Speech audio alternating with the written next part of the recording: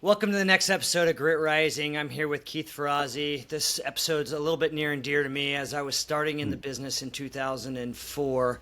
A book was recommended to me called Never Eat Alone. And at the time, I was a young kid starting out with a family, and I read the book on an airplane ride from LA to New York, and it had such a profound effect on me that I've been handing it out to anybody I ever hired ever since then, anybody I teach. So I'm excited to be doing this, Keith. Thanks for joining me. Before we get into the book specifically, you know, the podcast is called Grit Rising, and the reason I started this podcast is I believe there's a fundamental thing that happens somehow in our childhood or somehow earlier in our life that makes us make choices. And you made some pretty tough choices, everything from being the youngest CMO to Fortune 500 to saying I want to be an entrepreneur, to starting a fraternity at a college, which nobody does that. Everybody goes and they rush and they have fun. And instead, there are some people that say, no, I want to start my own. So let's go back and give us a little bit of kind of the early life and maybe some of the things that are super prominent from a decision making to you, and then we'll get into some of the publishing in the later. Yeah, thank you. Well, first of all, Trent, it was touching. Thank you for your introduction. Also, throwing out the fact that when I was a full-blown adult writing a book, you were a kid. Thank you very much for calling me old. So I appreciate that. Look, and thank you for the question because it actually made me think about a few things. I grew up really poor. And that, I think, is one of the great benefits of my existence in life. I coach executive teams all over the world, and constantly executives are talking about their challenges that they experienced or overcame when they were young and how they are troubled with how do they get their kids to have grit. You know, it's like, I know how I got it because I had to fight for everything. How do I get my kids to have it? So I did fight for everything. My old man was an unemployed steel worker in the 70s, and he was unemployed. Mom was a cleaning lady. I had to go to the local country club to get a job to make as much as my mom made a day. So it was meaningful. But what really opened the door for me was a woman at the country club who took me under her wing. And I found later, she took me under her wing, by the way, and introduced me to people that I would have never met before. She introduced me to people that ultimately got me into Yale University. And the reason she did, as I've gotten to know her and she became like a second mother to me and a dear friend, she was like, Keith, the reason I did all of this is you took 2 strokes off my golf score. There's a long story, which we could tell if you wanted, and it's told in the book, about how my dad used to make me show up at the golf course a half of an hour early before anybody else did. And being there, I had better information. I know how the greens were cut. I knew where the pins were placed. And I also had hustle out of fear. I was afraid of not having that job. So by being a generous caddy, by working harder than other caddies, I got her attention. And that was the biggest lesson in my life, which is other people will open doors for you, but you've got to bust your ass to be of service to them. And that changed my life. It literally changed my life. I was literally on the phone call this morning. I'm coaching the turnaround of the country of Bhutan. Yeah, that I just wanted to Totally drop normal. that. While Totally. Exactly. While we're just talking, right? But I'm working with the government ministers, the prime minister. We've got 20 coaches assigned to the government of Bhutan as they're transforming their country, doubling the GDP, keeping their happiness index. But I'm teaching the government ministers how they need partnerships in their life, how the head of travel doesn't have enough resources, that the head of travel needs to find somebody out in the West who will be their free ambassador for the country of Bhutan. But what a cool job that would be, right? And so, but I'm teaching them how to enlist people to help them through generosity. And it's an exciting lesson to learn, and it's one that that's helped me all throughout my life. So it's unique. My first job I ever had was a paper boy, and the unique thing about the paper boy, 2 things. One, you couldn't call in sick. Like you were up first thing in the morning and you had to have those papers delivered no matter what. And the second most important thing was collections, going and asking people for money. Learning how to not be afraid to ask people for money was such a just an impactful thing that I didn't recognize until way later. The second job I had in my life was a caddy at a country club. And the hospitality and grinding away, carrying 2 bags on your back, it's not easy work. But it taught me that, if I could get an extra $6 out of raking somebody else's trap, that was going to go a long way in that day. And back then, the country club I worked at was all doctors, and they were notoriously cheap. So it was like $25 a bag, and you're trying to do the minimum wage in your head, and so you had to work extra hard to make sure that you were making good money. Caddies today make a little bit more money than we did back then. So, Well, if there are caddies, back in our day, you couldn't go out on the club without a caddy. Now it's tough, Yeah. But that idea of hospitality, and I'm sure you've seen it, you worked in hospitality, and we hire a lot out of hospitality. Such a big fundamental for the workplace, because it's not always, and you just talked about it with your coaching, it's not always knowing all the information, it's knowing how to treat people. So let me tell you, as I emerged from Never Eat Alone, was my first book that you were referring to. And it really taught the reader how leading with authenticity and generosity combined solidified a relationship with people that would open up doors of opportunity. Then I did a number of years of research. I started a research institute, and I did a number of years of research of what made transformation happen in people's lives. And I wrote a book called Who's Got Your Back? And in that book, it was really about how small groups of people are actually the most powerful to transform lives. So you look at AA, these are people who couldn't get out of the ditches on their own, but they showed up, and a group of folks committed to having each other's back allowed them to be successful. Weight Watchers, getting weigh-ins with a group of folks, had that community allowed transformation. And that's what we do in our business today. We go into organizations and help them create communities of transformation.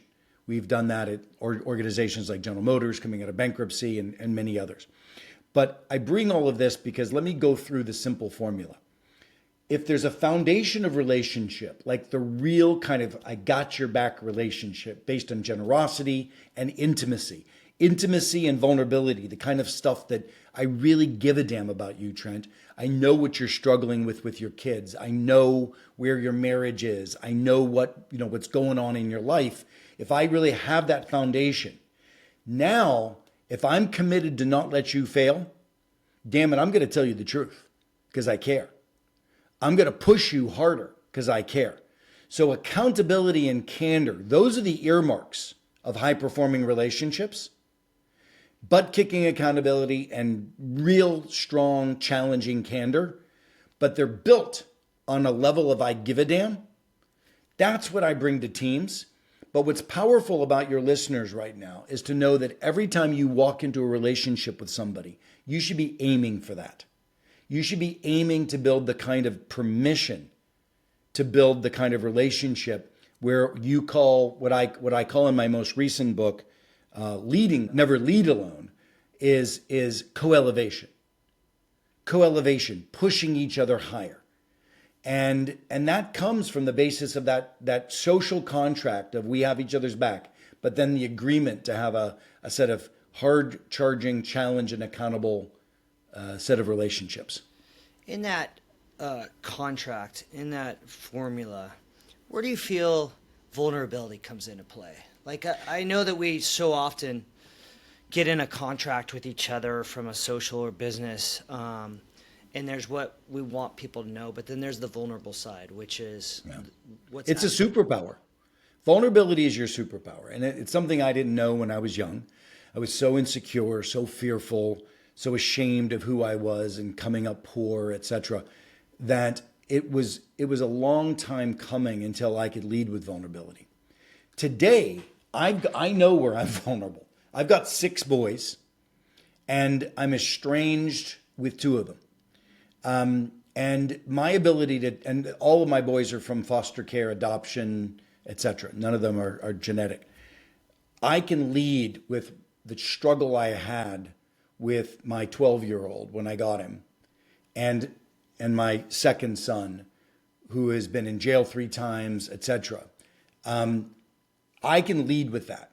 And I know that if I open up with the challenges that I have in my relationships today with my boys, it's a game-changing conversation because the person on the other side is going to open up with their relationship challenges. Now, I could keep it happy, and I could talk about the fact that at 58 years of age, I just got engaged, and that I'm going to, thank you. And that I finally know what love is. I mean, now I'll go from I'm going to go from a positive piece of news, I just got engaged, and a congrats and thank you, to something vulnerable. And I'll do it on purpose. I'll say, you know what? At 58, I didn't think I could feel love the way I feel it. And I never, all my life, and I've been in wonderful relationships, I never thought I could feel love the way I saw it on the movies. I just thought it was going to bypass me in this life. But now I feel it, and it's extraordinary. So even when I could have just led with something positive, I purposefully added a vulnerable statement because it breeds trust. It breeds a connection. And now, Trent, you would feel more inclined to return that conversation with your vulnerability, which then would allow us to now have a more loyal, connected relationship to which we can build extraordinary things together. You think about falling in love for the first time at 58. Do you think there was something that early on made you just not trust it, not trust the process? Yeah, I mean, I definitely had an intimacy disorder that was bred from a lot of shame when I was growing up.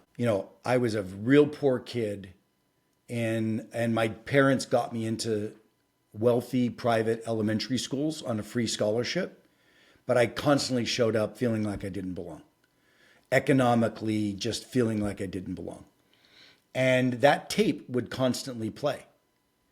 And then when I grew even older, in an Italian immigrant, Catholic, blue-collar Pittsburgh family, I started realizing that I was gay.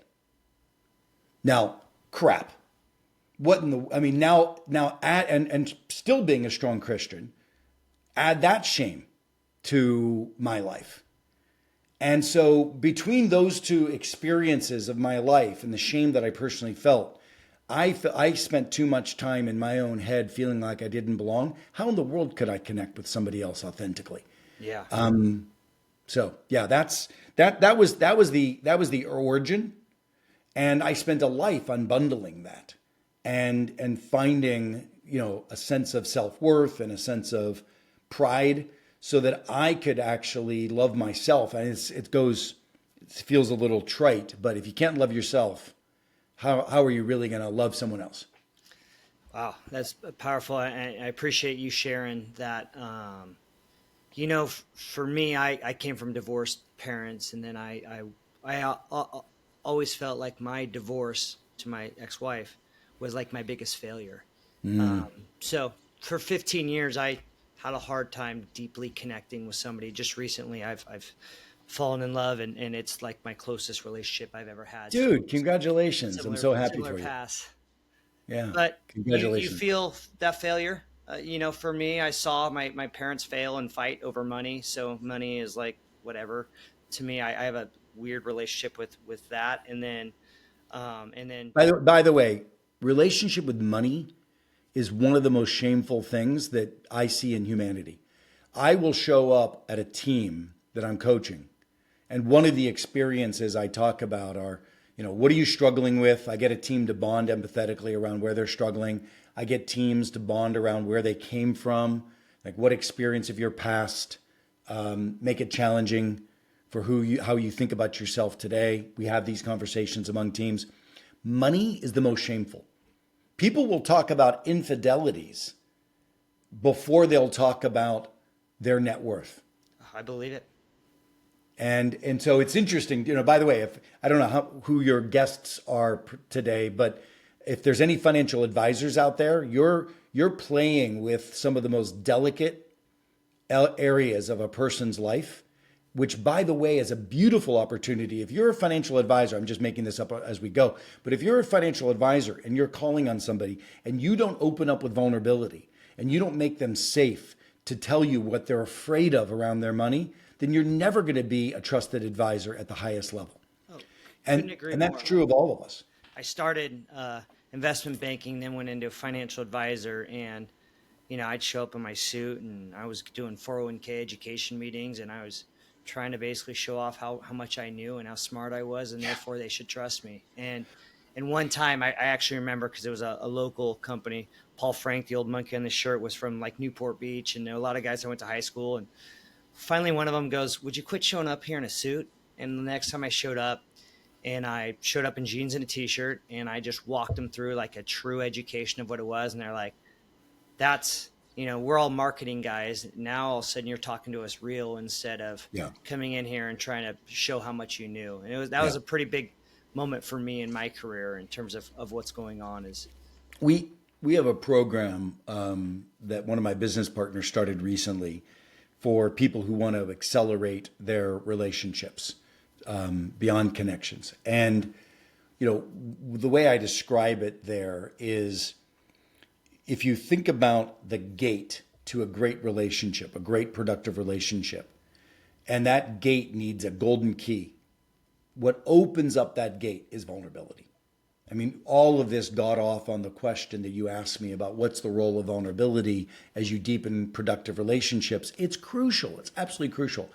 And you need to learn how to use your vulnerability as an authentic bridge, as that golden key. And it's, I don't think anybody felt what I said was fake today, but I purposefully did it. Like, I purposefully was vulnerable, but purposeful doesn't mean fake. It just means that I recognized, to bridge the gap here, I needed to leverage vulnerability. And you practice that. At the beginning it was very awkward for me because I was too insecure and feeling vulnerability was weakness. You identified this at a pretty early time, meaning I remember reading the book and Never Eat Alone in 2004, 2005, and going through the dynamic of eating a meal, and then when the food comes and all of a sudden somebody starts to relax, and how that food makes somebody relax, whether it's vulnerability, whether it's hey, I'm starting to open up more. That was before studies and that sort of thing. How did you discover that? And maybe for those that haven't read it yet, highly recommend, but talk a little bit about that, just the psyche of what goes on in that moment. So there's a couple of things. We at Ferrazzi Greenlight are behavioral scientists. We don't believe that you train new mindsets. We believe you practice new mindsets. So there's a wonderful saying: you don't think your way to new way of acting, you act your way to new way of thinking. So what I do is I observe practical things that seem to work for various outcomes. And then when I see them work, I take them out, call them a best practice, but I apply them in other situations until I can prove that, statistically speaking, that practice, when applied, will lift your performance. And then we call them high return practices, HRPs. So whether it's in sales, whether it's in high performing teams, whether it's in collaboration, in anything that you do, there's a set of practices that if you try on, and all of my books, which you can't see here, but I've written a number of them, all of my books focus on practices. So for instance, the practice of breaking bread together. It's so powerful. It's so powerful to bridge a gap. It helps that typically breaking bread in the evenings might have to do with a glass of wine, loosen people up with the social lubricant. But there is a sense of social familiarity that occurs. But I have to say that during the pandemic, we also found that just sharing difficult, vulnerable stories lifts the relationship quality score. So we measure relationship quality on a scale of 0 to 5. RQ of 0, I don't know you. RQ of 5 is refrigerator rights. Somebody that absolutely is an evangelist, is a co-elevator, somebody who's got your back. And what I can tell you is that what you and I just did, the fact that I found out you just fell in love, the fact that I found out something a little bit about your background growing up, we've gone from an RQ1 or 2 to an RQ3. When you start sharing vulnerabilities, you move to an RQ3. Now you could move from an RQ3, which is an acquaintance. You can go down by not attending to the relationship and not being in touch. You can go back down to a 2. But if you're going to go to a 4 or a 5, it's because those people feel that you are important to their success. So that sense of generosity, but you can't get to a 5 unless you have full transparency, where people know you have their back because you care about who they are personally and professionally. So we work on identifying practices. Breaking bread is a practice. It's a better practice than just bumping into each other at a cocktail event. But also the practice of purposefully being vulnerable is equally as important as breaking bread.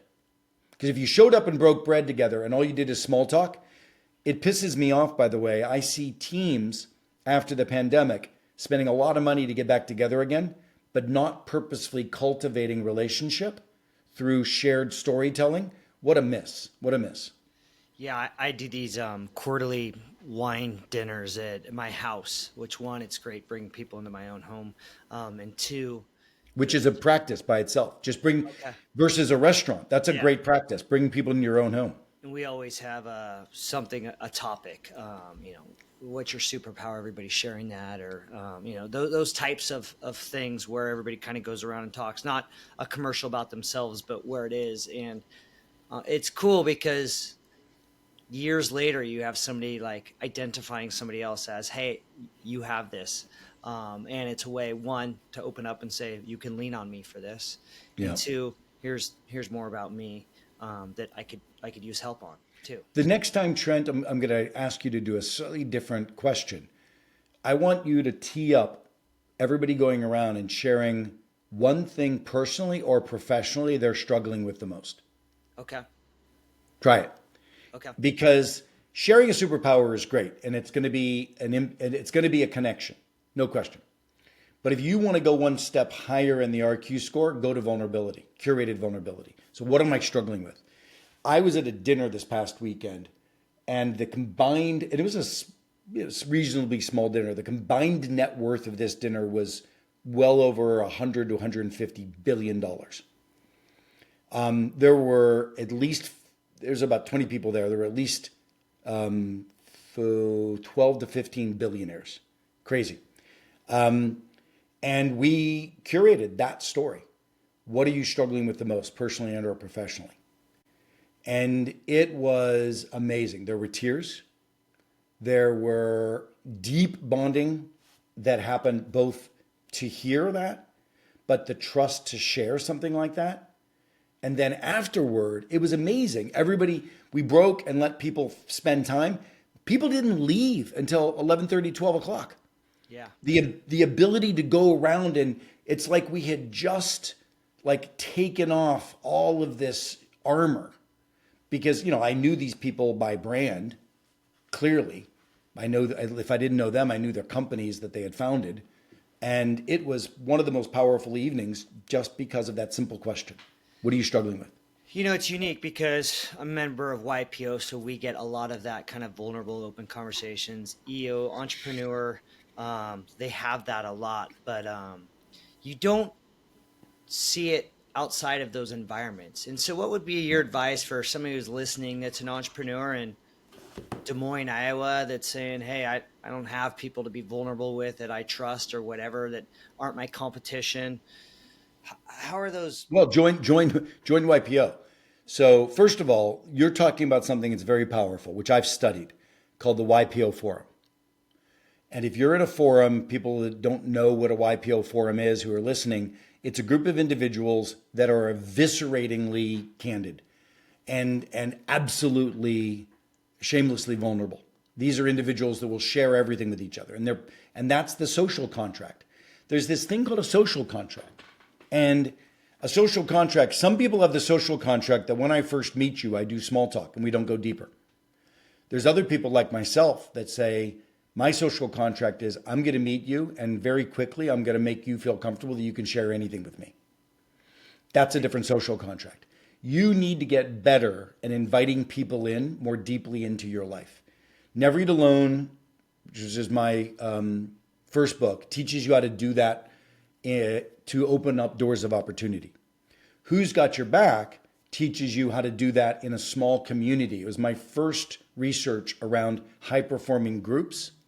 And now, this is the new book, Never Lead Alone, which teaches you how to do that in your teams.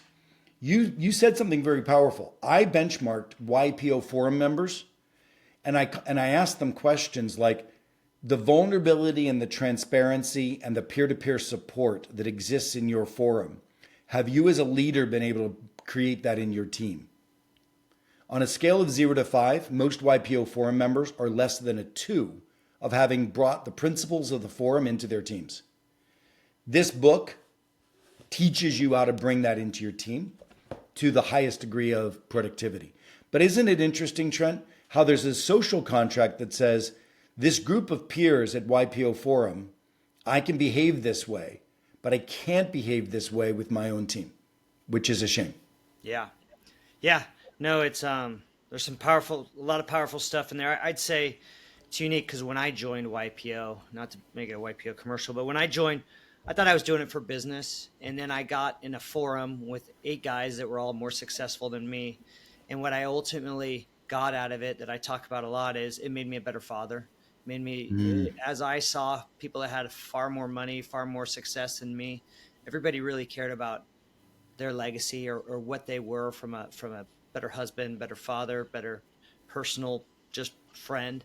And so it's so unique in the fact that all those traits that you talked about, at the end of the day, when you can be open and vulnerable and talk to that, you ultimately decide that what you want to be is a better Human. husband, better father. So let me add to that, which is what I love about being a coach. So I'm not an executive coach. I don't coach individual executives. I coach teams, and my company coaches teams. What I love about it is when we coach a team, I get those exact same feedback back, which is as a result of working with you over the last 6 months, any team member will come back to me and say, I'm a better spouse. I've learned to listen more courageously. I've learned to be more candid and transparent in our dialogues. I've learned to put my spouse and my children at the center of a dialogue. And these are things that are so important for us as leaders. There's a word that I came up with that that's embedded in this book. I believe we need to focus more on teamship than leadership. Leadership puts all this onus of a hub and spoke on us as leaders, and it lets the team off the hook for what its role is in leadership. The team, good leaders give feedback. Great leaders make the team give each other feedback. Good leaders keep the energy of the team strong. Great leaders make the team have a social contract where they keep each other's energy strong. So I think we've missed over the last decade since Jack Welch sort of leadership thinking, I think we've missed the curation of teamship. And that's what we try to do through simple practices. You asked me at the beginning, what are the practices? We have practices that help teams be high performing and change that social contract. But it's same in your personal life. I 100% agree with you. Don't you feel a lot of that has to do with fear? Yeah, but embedded fear is an outgrowth like trust. So people say, what's the most important thing about a team? Everybody always says trust. What I cared about and what I've researched is what are the practices that build trust? What are the practices that build trust are empathy. So building simple practices that allow you and I to share vulnerabilities improve empathy. Second thing that builds trust is repeatedly having the courage to be courageous when it feels risky. So we have a practice called stress testing, which turns the average report out where people would normally just report out where their progress is. you report out where your progress is, but everybody knows that right when you're done, you're going to go to breakout conversations of two, where the people are going to share what do they disagree with and how could they help. So powerful, where you've just turned this culture you'd love to have as a challenge culture into an exercise. But by doing it, people realize, oh, I can be candid and courageous, and the whole relationship didn't fall apart. Everything was good. The person appreciated it, and we moved forward faster. So simple practices change courage and change candor, which build trust. So you asked the question, is it all based on fear? Yes, but what is it that allows you to get over fear? Repeated practices that allow you to break through your fantasy of, I couldn't possibly do that, I would die. And psychologically, there's this thing called effective forecasting mortality salience, where people literally get these fear fantasies where it's like if you've ever gone to a club and you were too afraid to go up and speak to, a beautiful woman, and that fear, it's like gutting you. And the reality is, if you went up and tried it, you wouldn't die. They're not going to kill you, right? But it's the repeated practice. Now, I know one of the things that allows you to do that more effectively is a wingman. So having a partner coaching you to go through that process and being there when you fall back and having gotten rejection, that actually is a high return practice. So the ability to overcome fear through simple practices supported by other people, that's how you build teams. That's how you make yourself successful. So as we are in this post-pandemic world where everybody's kind of remote, for a while I think everybody went to the highest bid instead of having, that trusting. It's a lot harder for somebody to leave a company they've been working for when they work across from the person for 5 years than, see them on a Zoom every once in a while. What do you think the biggest mistake leaders are or teams are making in terms of not engaging or engaging too much? What do you think the big mistake is that's happening right now? So chapter 6 of the new book is, so we've studied there are 10 shifts high-performing teams need to make. And we've studied 3,000 teams and identified that only 15% of teams are high-performing. At a level of 0 to 5, only 15% of teams are at a 4 or a 5 level of performance. Most teams are rife with conflict avoidance. Most teams have meetings that are wastes of time. Most teams have divisiveness and pockets of relationships that may not get along with each other and that erode the ability to act as one team and cross the finish line together. So, we all know that. Pat Lencioni did a beautiful job 20 years ago of documenting the dysfunctions. What we've done is documented the high return practices that allow you to make the shifts occur. And one of the biggest is still using meetings as your primary form of collaboration. Meetings are the lowest form of collaboration. They're the last form of collaboration. The highest performing teams, these kids out of Stanford that are creating disruptive companies that are crashing some of the big juggernauts of organizations that we used to respect, these kids, they use collaboration tools. They use AI. They use ways of collaborating that are reinventing work today. Whereas old stodgy companies are just using meeting after meeting after meeting where nobody really gets heard and people are not really breaking through in inclusive innovation. So that's one shift. That's chapter 6. Another shift is the fact that when you're hybrid or remote or virtual, you need to work hard at building the relationship. So if you're in the olden days when you grew up together in the same company, you walked around the same offices, you practiced what I call serendipity bonding, where you bumped into each other all the time. Great, that worked. But now when you're thrown into a team where you've never met anybody, you better do purposeful bonding. So doing an exercise called an energy check, whereas once a month everybody gets around the team and says, where is your energy right now on a scale of 0 to 5? And what's bringing it down? That simple monthly practice transforms the bonding of the team. So not doing purposeful bonding is another one of the shifts. So there's 10 shifts toward teamship. I've given you 2. Moving to 21st century collaboration from meeting-based collaboration doing purposeful bonding, there's 10 of those shifts that I think people should make. I interrupted you, Trent. Go ahead. No, I really love that kind of that check in on the energy side. I think as an ambitious leader, sometimes I think to myself, God, why don't they want it the way I want it? Why am I by myself on this island?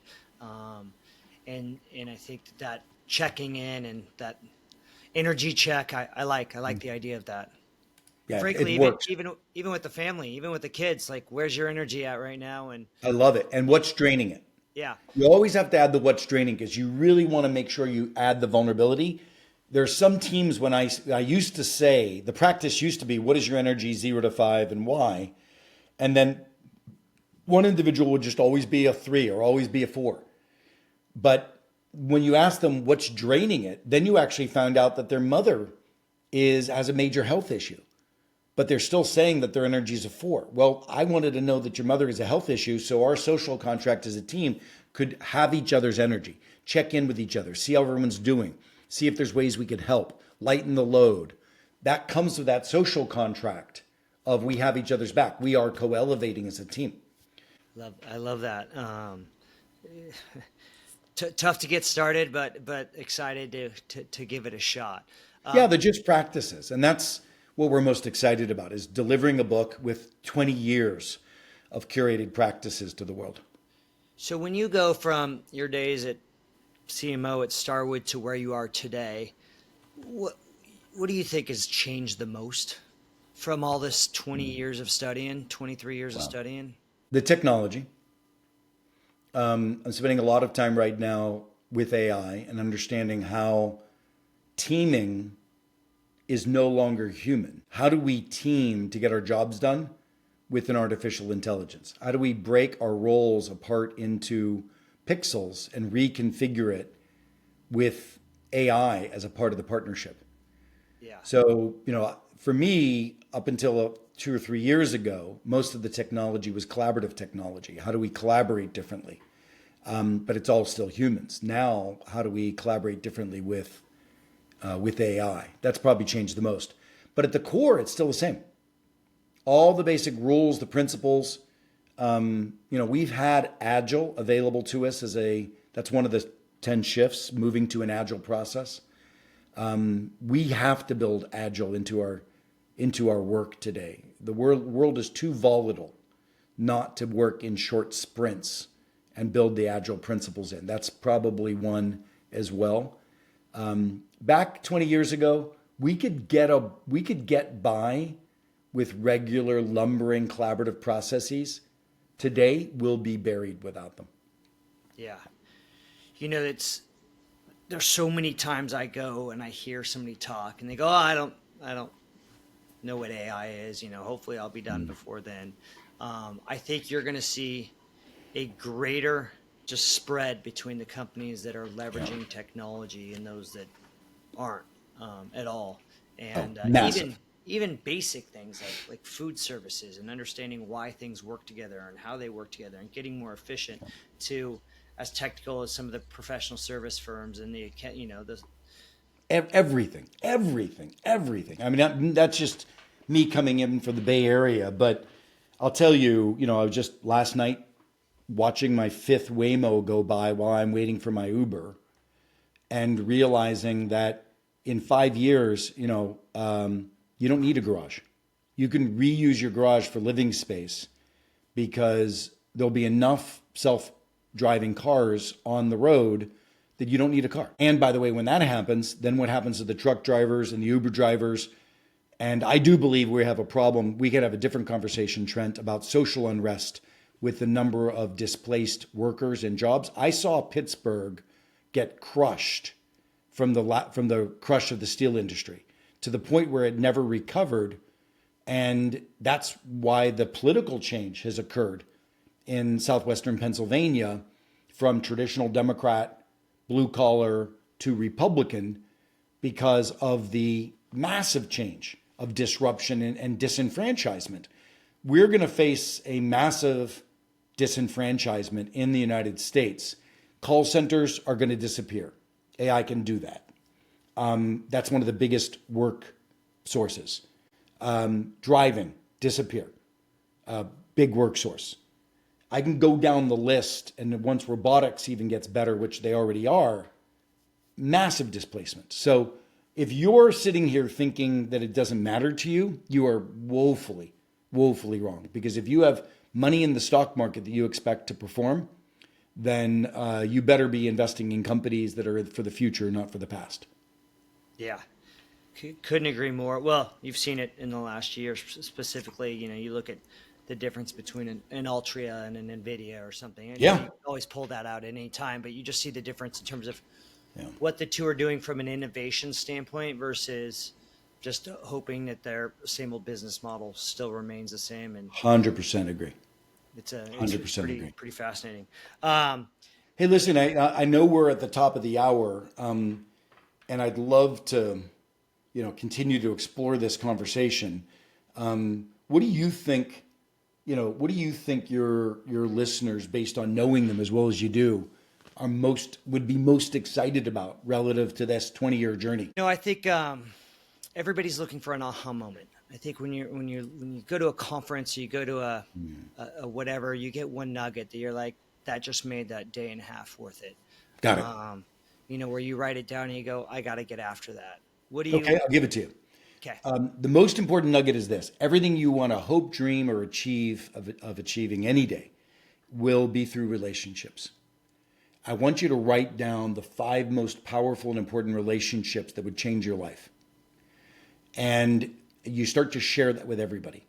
And you start to ask yourself, how could I build that relationship out of generosity? How do I meet this person and how do I help them be successful? Whether that's your boss today that will give you a new raise, whether that's somebody you don't even know their name, but you know their title, the CEO of such and such a kind of a business, etc. Lead with generosity and be proactive about building the relationships. And the same thing is true of your teams. Your team has nothing to do with who works for you. Your team has nothing to do with an org chart. They have to do with your ability to have a vision for changing something. And once you have a vision for changing something, ask the question, who would I want to enlist to go change that with me? That's your team. Reach out to them with generosity and co-create your future. I love that. We finish every episode. You get one question from me. You kind of already asked me one, but anything you got for me? Yeah, I would ask the question, do you think podcasting has jumped the shark? Is it too late to get involved in podcasting as a podcaster?